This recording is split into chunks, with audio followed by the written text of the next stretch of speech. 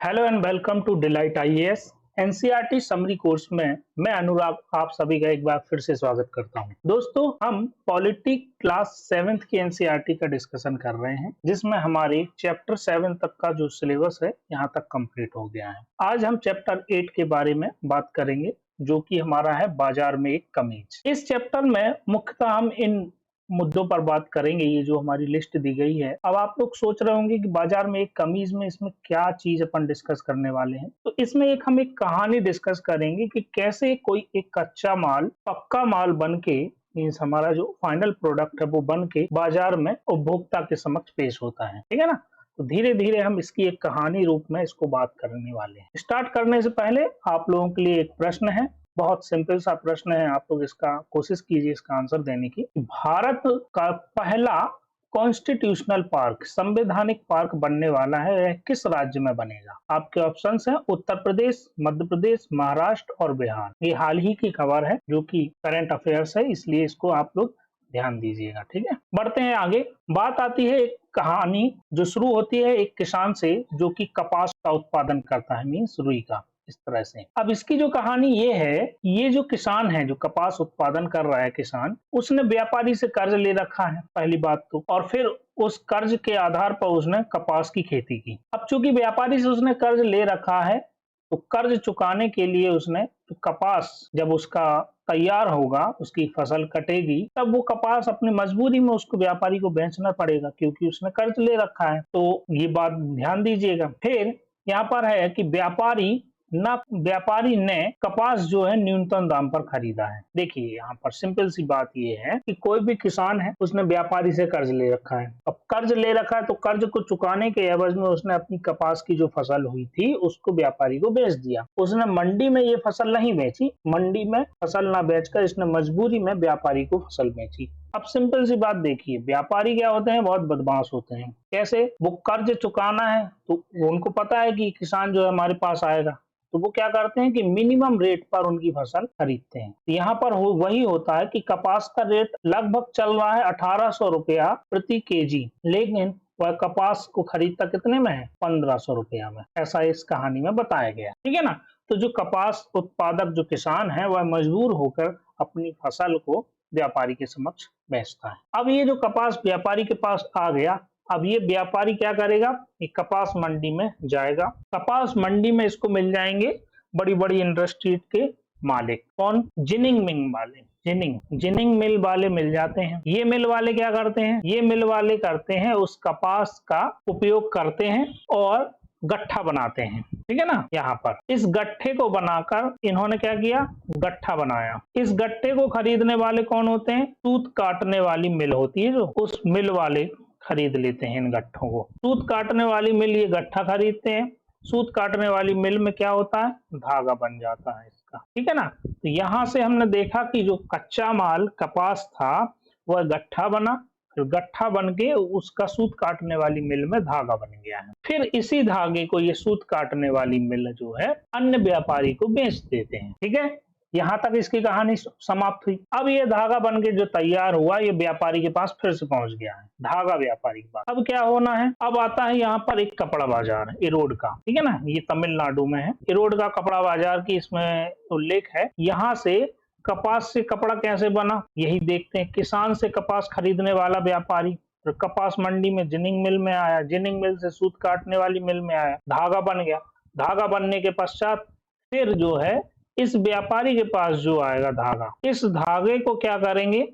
ये आसपास के जो गांव में बुनकर होंगे ना, उन बुनकरों को ये धागा देंगे, इसलिए उसका कपड़ा बनाने के लिए। तो ये व्यापारी क्या कहते हैं कि हमको इतने कपड़े चाहिए, इतना क्वालिटी का, इस क्वालिटी का इतना कपड़ा बना के दो बुनकर को। ठीक है ना। यहाँ पर भी वही कहानी है। ये गांव के बुनकर हैं, गरीब लोग, इन्होंने भी इन व्यापारियों से कर्ज ले रखा है, तो उनके दबाव में आके वो लोग इनका काम करते रहते हैं। ठीक है ना। तो यहाँ पर वही कहानी है कर्ज वाली। क्यों? बुनकर कैसे कर्ज ले रखा है? क्योंकि इन्होंने एक मशीन ले रखी है, मशीन कर्ज पे ले रखी है।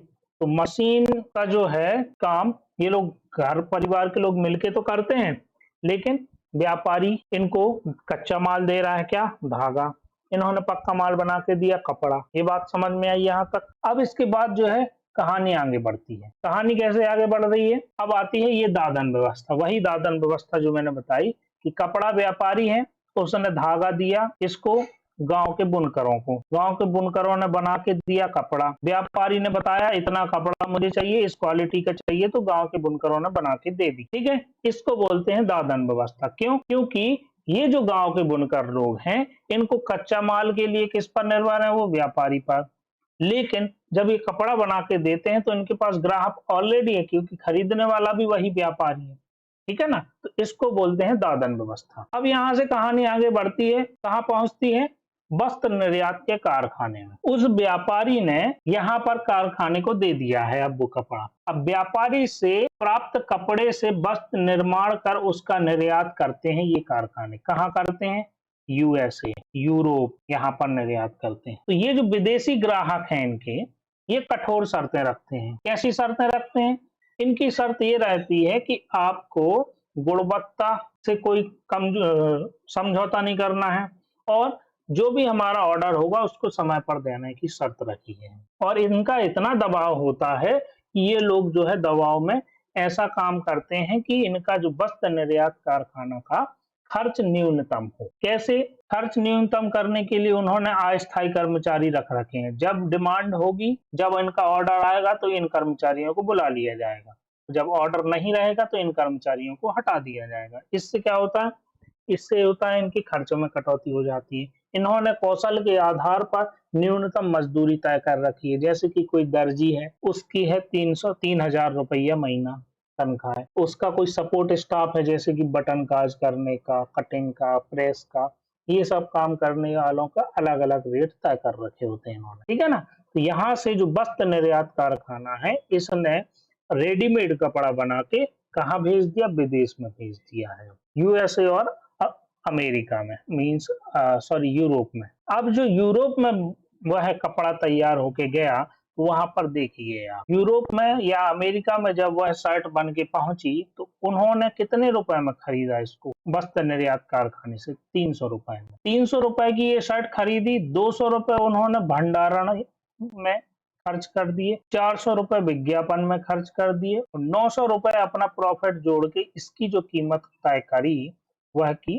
1800 रुपया। अब आप सोच के देखिए, यहाँ पर विदेशी व्यवसायी ने बाजार में अधिक मुनाफा कमाया, क्योंकि मुनाफा देख रहे हो आप उसका 900 रुपया। उसकी तुलना में वस्त्र निर्यातक का लाभ मध्यम श्रेणी का रहा। दूसरी ओर वस्त्र निर्यातक फैक्ट्री के कामगार मुश्किल से केवल अपनी रोजमर्रा की जरूरतों की पूर्ति लायक ही कमा सके। कपास उगाने वाली जो छोटी किसान थी और रोड के बुनकर जो थे, उन्होंने कड़ी मेहनत की, लेकिन बाजार में उन्हें उत्पाद का उचित मूल्य नहीं मिला। व्यवसायी या व्यापारी की स्थिति बीच की है। बुनकरों की तुलना में उनकी कमाई अधिक हुई है, और लेकिन निर्यातक की कमाई से कम हुई है। तो आप देख सकते हैं कि किस प्रकार की जो बाजार में समानता और असमानता दिखाई दी। जो कच्चा माल उत्पादक है उसको लाभ कम है, बुनकरों की स्थिति भी वही है। बीच में जो मध्यस्थ है, हमारे जो व्यापारी वर्ग हैं, उनकी तुलना में जो निर्यात करने वाला व्यापारी है उसकी कमाई ज्यादा है। और फाइनल जो उपभोक्ता के पास जो विदेश में कपड़ा पहुंचा,